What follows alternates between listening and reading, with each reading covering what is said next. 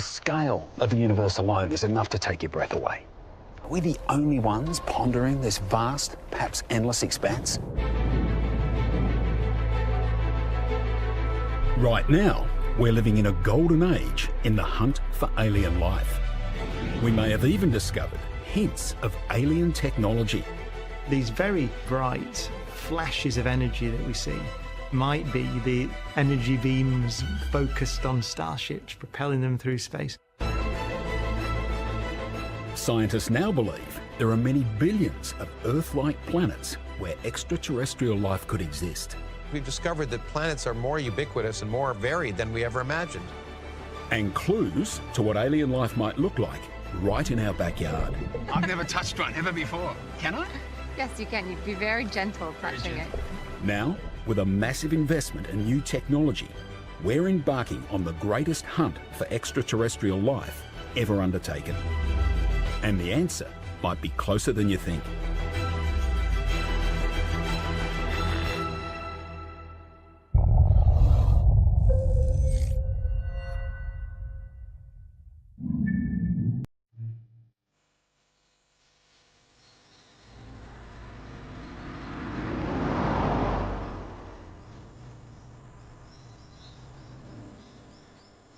Central New South Wales, beautiful, sleepy farmland.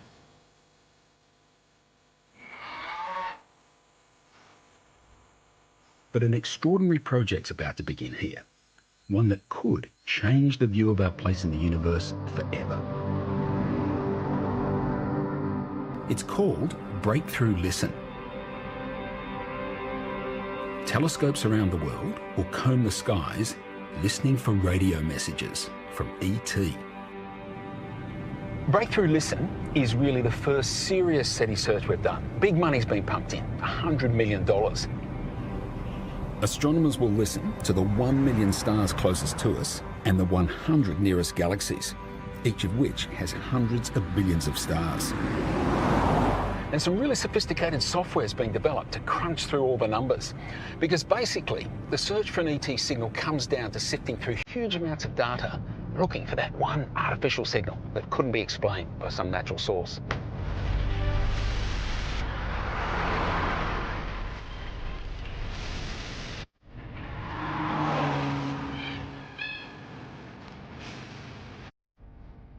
This is the destination, an Australian icon. The dish. CSIRO's Parkes Radio Telescope first rose to fame during the Apollo 11 mission. It helped transmit the live TV images of humanity's momentous leap into space. It's one small step for man, one giant leap for mankind. Could its next big claim to fame be equally momentous? The detection of the first alien transmission. Much of the Breakthrough Listen hunt will use this 64-metre wide antenna. The telescope's currently being upgraded, readying it for the search by astronomers who travelled from the University of California, Berkeley. I hitched a ride up with Dave McMahon. So what's Breakthrough Listen all about? Well, it's a $100 million 10-year program to search for intelligent life beyond Earth. And is that like $100 million? Is that a big spend compared to previous SETI searches? It is huge compared to previous SETI searches, yeah, it's incredible. So how do you look? What do you look for in space? So what we're looking for are engineered signals from intelligent life. And so one of the things we primarily look for are very narrow band signals. And that signal, that tone, is very specific in frequency. It's very narrow and can really be zeroed in on. So you're looking for, rather than sort of spread out radio signals, you're looking for sort of blips, really sharp blips. Something that is not caused by any known astrophysical phenomenon, and so this narrow band signal is one of those things. It could be either it's going to be aliens or it's going to be some other unknown astrophysical phenomenon. So we'll see what turns up. The search for extraterrestrial intelligence, SETI as it's known, began back in 1960 as a rather haphazard affair. It was pioneered by Frank Drake, who managed to observe just 2 stars.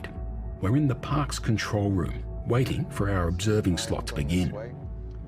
I wonder which is more likely, we'll pick up an intentional ET message or we'll just eavesdrop.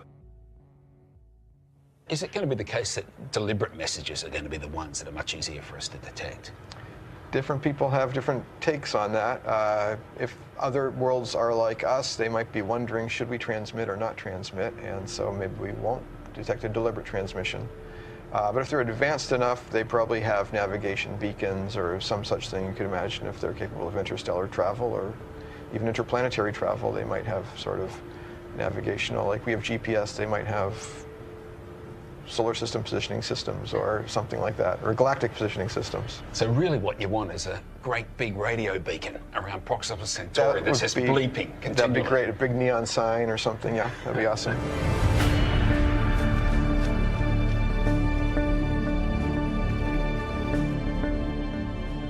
The telescope's now ours, and Dave gets it ready. Compared to Frank Drake's 2 stars, Parkes will look at hundreds of millions, and that's just in the disk of the galaxy.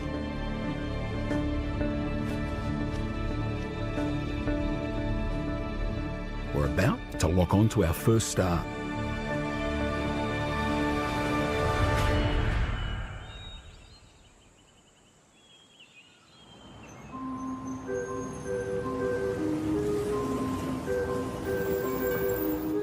Hunting for aliens has really come of age in my lifetime. When I was a boy, we knew so little about the prospects of ET life, or about the universe in general, really. I managed to get hold of my old science book, I think from maybe year 7 at school or something. The Pursuit of Science. Oh, look at that. That's the best picture we had of Jupiter. That's the best we could do back then. And Saturn, pretty blurry. And as for Mars,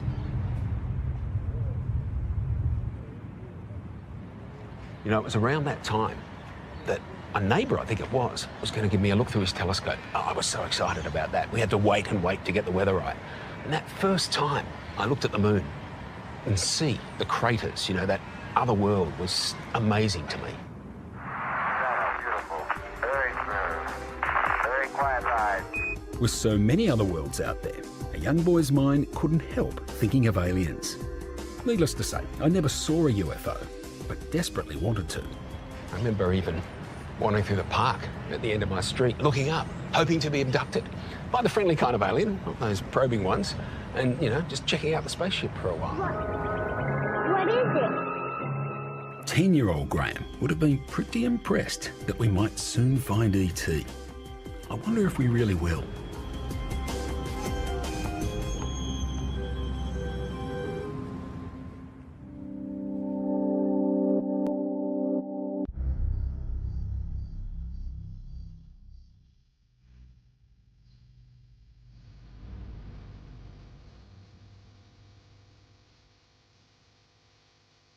That's a figure that certainly boggles my mind. But of course, for life as we know it, any world won't do. A giant gaseous planet's no good, for instance. We need a world with a hard surface, and most importantly, with water. That means it must be in a special orbit, dubbed the Goldilocks zone. Now, the Goldilocks zone is a term astronomers hate, but it's so descriptive. Basically, it's that distance from the star where it's not too hot, not too cold, it's just right for water to be liquid.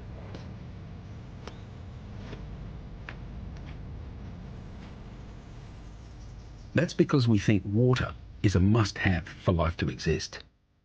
Now, just last year, we discovered a planet in the Goldilocks zone around a very familiar star. As a kid, I had a favourite star. I'd find it by looking for the 4 stars of the Southern Cross, and then just next to that, the 2 bright stars, the pointers. The brightest one is Alpha Centauri. Now, it looks like 1 star to us, but if you look at it through a telescope, there are actually 3 there. The dimmest is Proxima Centauri. That's actually the closest star to us. There is a planet orbiting Proxima Centauri right in the Goldilocks zone, where it's not too hot, not too cold, for water to be liquid.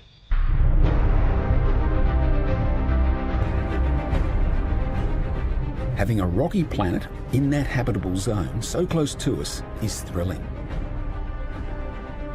But it turns out there are almost 40 billion such worlds just in the Milky Way galaxy.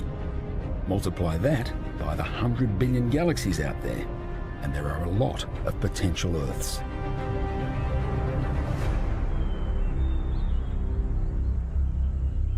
For Breakthrough Listen, that means a lot of potential targets to point telescopes at and listen. Dave McMahon's so excited by the prospect, he's already had a preliminary peek. If you find a rocky planet in the habitable zone around a star, will you point the telescope there? We have pointed at a few systems that have had habitable planets. The TRAPPIST-1 system that was recently discovered, we observed that. So with TRAPPIST-1, presumably you got 7 potentially Earth-like planets there that you can listen to. Yeah, and that's an edge-on system, so you could you get conjunction where the planets line up with us, and if they had colonized multiple planets in that system, in theory, you might be able to get some leakage radiation as they're, transmitting radio waves back and forth between the 2 planets. Have you found anything yet? I can't talk about that. No, we haven't.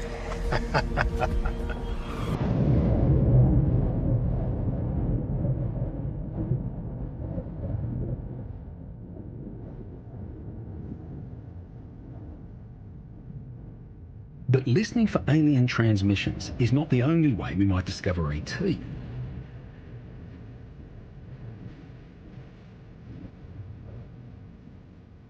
Another method is to study the starlight from distant planetary systems.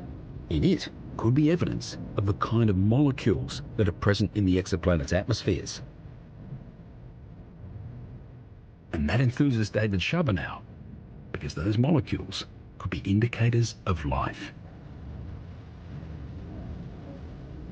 So the idea is when the planet's in front of the star, the light from the star goes through the exoplanet atmosphere, then imprinted upon that light is the chemical fingerprint of whatever atoms or molecules are present in the atmosphere.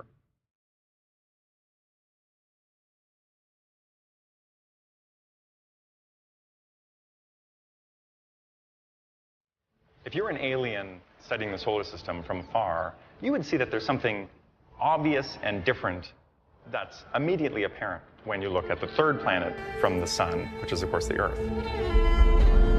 That the continents are green instead of being brown. There's liquid water on the surface, and you can see gases in the atmosphere, namely oxygen, that are produced by bio.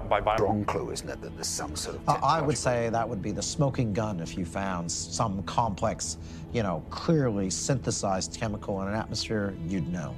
I think beyond a doubt. It does raise this wonderful possibility that you can search for the signs of an industrial civilization in the atmosphere as well. And that might be the way that we detect a civilization, rather than detecting radio signals.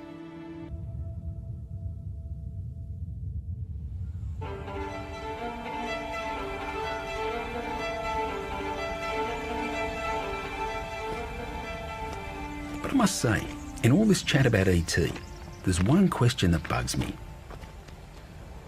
Here's the thing. The Milky Way galaxy has at least 100 billion planets. But not all of them were born at the same time. There are plenty that, maybe are 1 billion years older than the Earth. So if evolution got going in a similar way there as it did here, then there should be civilizations 1 billion years more advanced than we are. Now, they would have had the time, and presumably the technology, to have colonized the whole galaxy by now. But where are they?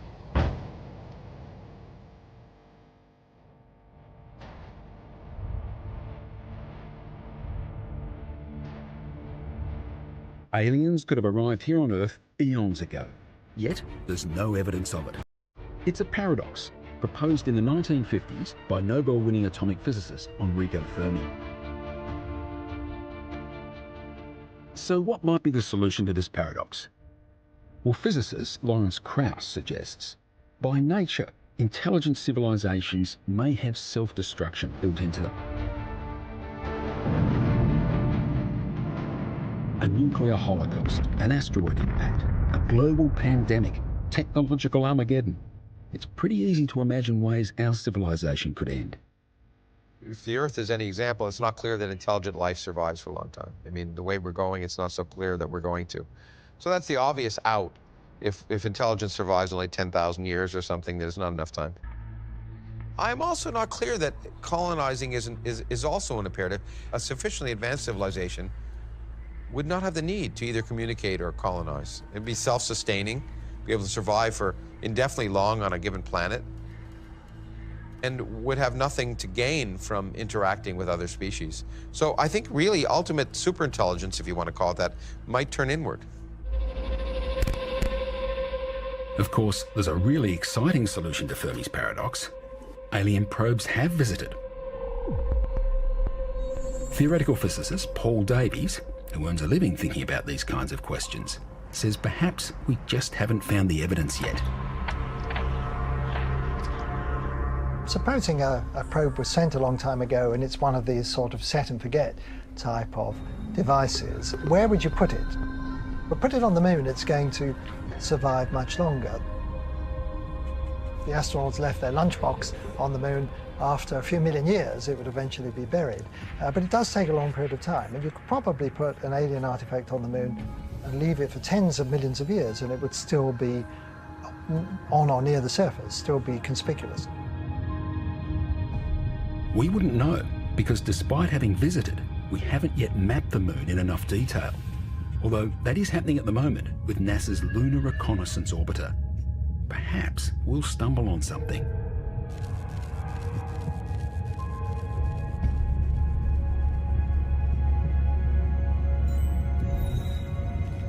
And it's easy to think of other solutions to Fermi's paradox.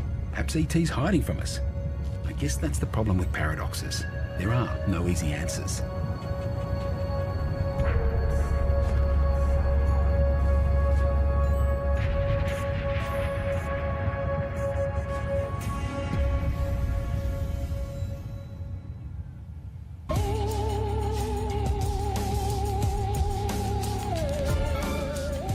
Now, there is one other niggling concern I have about the search for intelligent aliens.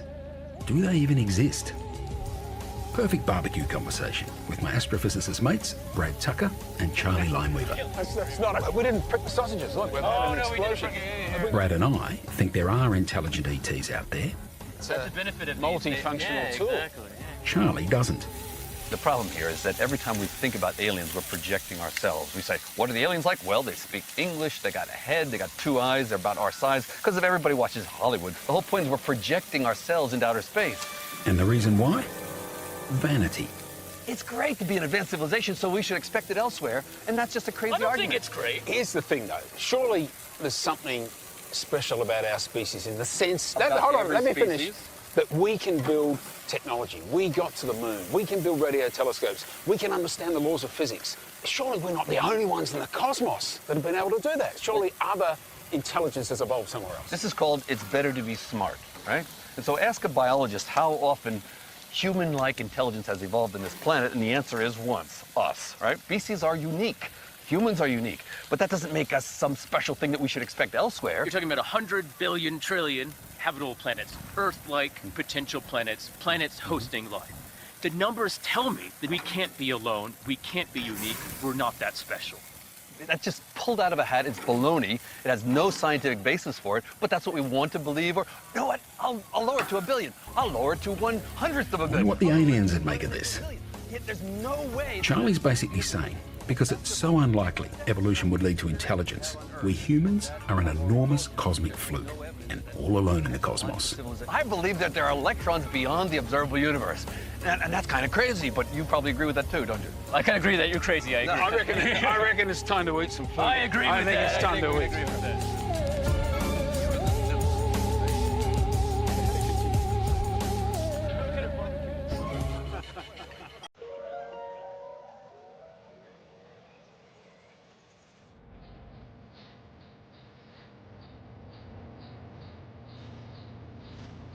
Of course, barbecue debates are never going to settle the matter of intelligent aliens.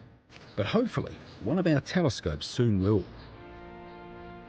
Whether it be by a detection in an exoplanet atmosphere, or even better, an ET message. But perhaps out in the galaxy is not the best place to look for alien life. Maybe closer to home, in our own solar system, is more fertile ground. Not communicating life, but simple life. Finding evidence for intelligent life in our galaxy is going to be a challenge. But an easier task is to find evidence of simple life. Indeed, there are clues that might help with that right here on Earth.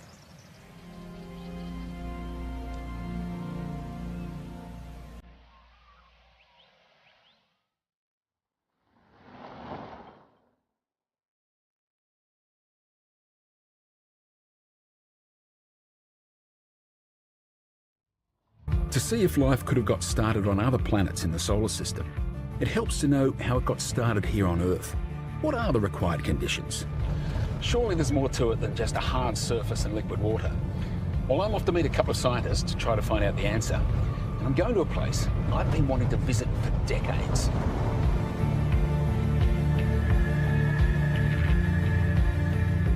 It's about 8 hours drive north of Perth. A place called Carbler Point inside Shark Bay.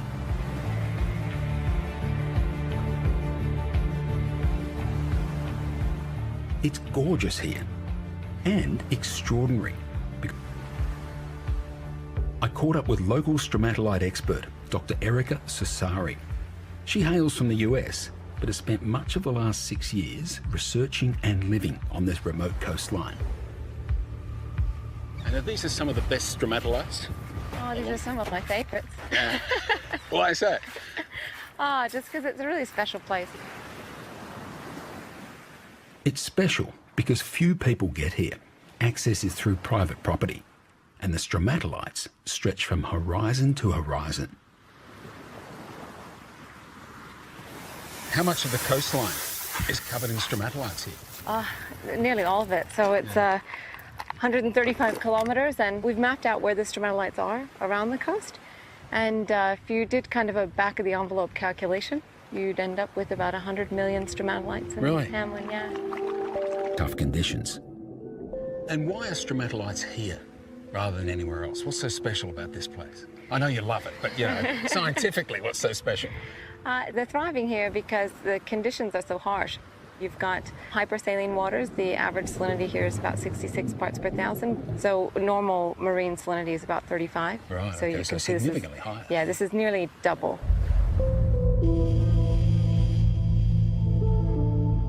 As a result, most life can't hack it here, except for those stromatolite-growing mats of bacteria. There's not a lot of room for a lot of diversity, a lot of other organisms, macroalgae, gastropods, other little critters that may munch upon the mats or outcompete for space. And so they really just take over and thrive. And can we get in with them? Yeah. All right, let's do that. All right. Planets. Individual heads. So this is a living one here? Yeah. I've been wanting to touch these all my life. I've never touched one ever before. Can I? Yes, you can. You'd be very gentle touching gentle, it. Yeah, yeah. you need to be very gentle.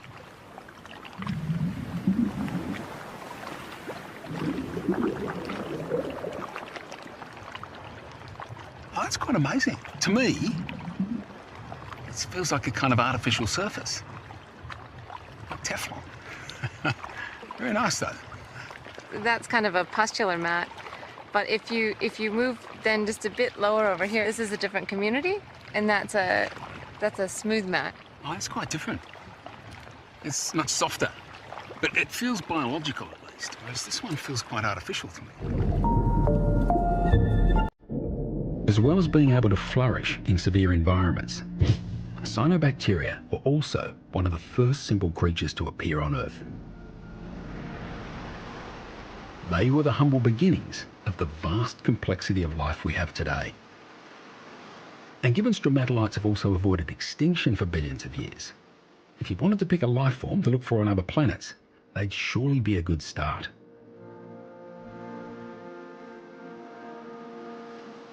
I put it to astrobiologist Vade Chiriev, who's so impressed by our stromatolites, he travels from California to study them. But what about, stromatolites, cyanobacteria? They've been on Earth so long. They survived so much stuff. I mean, it makes sense. They could be on other planets, right? They're a hardy life organism. Absolutely. They evolved in one of the most extreme environments, but definitely on other worlds that we see similar habitable conditions, or at least in the past, places like Mars. I would expect to find similar life forms if there were a chance for life to take off.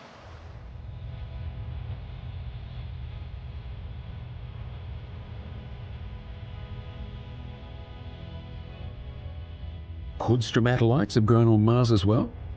After all, it is a very similar planet to Earth.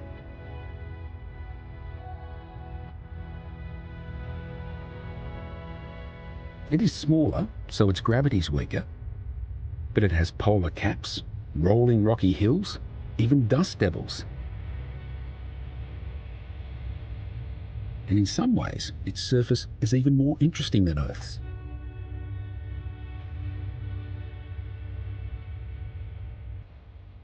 Its canyon goes down 8 kilometers in depth. This would be akin to our Mariana Trench. And then you can see that its volcanoes, Olympus Mons here, goes up to 21 kilometers high, which is twice the height of Everest. That's a volcano. And it's not the only one. There's 3 other peaks nearby. That, to me, looks like somewhere on Earth. In a desert somewhere. It does. In fact, it's probably just 200 meters that way. Yeah.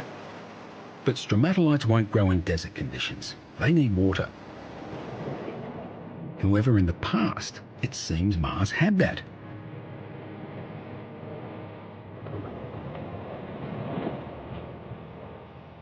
The Curiosity rover, which NASA landed back in 2012, has found abundant evidence of past water. So this is the bottom of a lake bed, and a meteorite impacted it and carved out this huge basin in the middle, giving you a nice cutaway of all the geology that's going on. Yeah. And what's so exciting about this is that just like this area that was underwater in the past on Earth, this area was definitely underwater. And the reason why we know that is because all the minerals that formed here really required persistent presence of water. Yeah, right. Liquid water. Presumably those lower parts, if there's water on Mars, were oceans and lakes. Absolutely, and they actually, you can see hydrological patterns forming, much like you see on Earth, suggesting that much of this area was under lake beds. And so all this could have been ocean? In fact, there could have been so much water. Mars once had an enormous ocean. If Mars had a global ocean, it would have filled this whole basin. So it wasn't unlike the early Earth, really. It wasn't. In fact, in a lot of ways, it was more hospitable and arguably more stable than a lot of the early Earth. Could the shorelines of Mars have been covered in stromatolites too? It's an exciting prospect.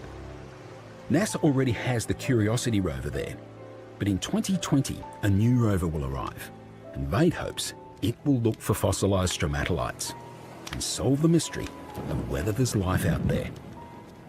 I think we're at the beginning of unraveling the mystery. We've just figured out our place in the cosmos. I would like to think that life is not unique in the universe and that it occurs everywhere. I don't know. I think this is one of the reasons why I'm so keen on investigating where we come from and where we're going, and trying to piece together that puzzle. Indeed, could life even occur in places other than Mars? After all, there are plenty of other worlds in our cosmic neck of the woods.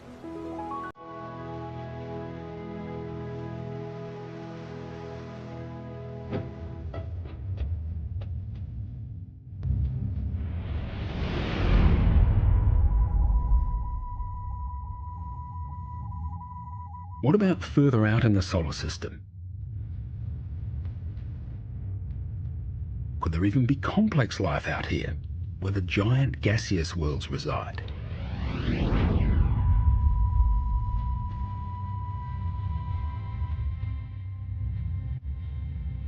NASA has probes in the region. After 13 years, Cassini is about to make its final plunge into Saturn. And Juno's currently studying Jupiter up close. But on the question of life, it's one of Jupiter's moons that's highly intriguing, Europa. It has an ocean covered by a thick layer of ice. And while Mars hogs the attention, an astrophysicist might tell you there's a higher chance of life on Europa. I gathered 3 together to talk it through. One of my favourite bodies in the universe for life is Europa. And I like to imagine there are these kind of dolphin-like creatures swimming under the ice. Any chance, do you think? The moons in the outer solar system are really some of the most promising places to look for life, because we know that there's liquid water out there, which we think is one of the things that's required for life like us. We have water, there's salts, potentially organic material, all of the ingredients, and including the external energy source for life to get started. deep down in our oceans, there are large creatures more complex than microbes. It could be the same on Europa. They all adapted because they follow the food. So we can imagine in crevices of Europa, some of these more complex lives actually swimming closer to the surface, getting some sunlight, and then getting down and feeding themselves at the bottom. I personally wouldn't be as surprised that they look almost fish-like. Now, I'm not saying you want to eat them, and look, they're probably really ugly fish, but because of the conditions of that water, they will almost certainly evolve with the same solutions that life on Earth has.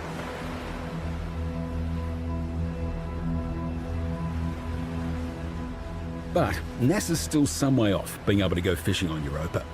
Everyone's immediate priority is Mars, and that's why Vade's stromatolite work is so important.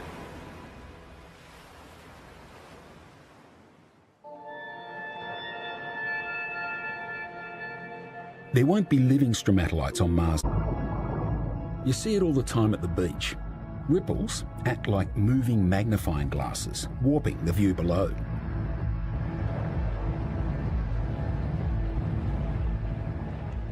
Vade needed a way of removing the distortions, and he came up with some extraordinary clever software to do it.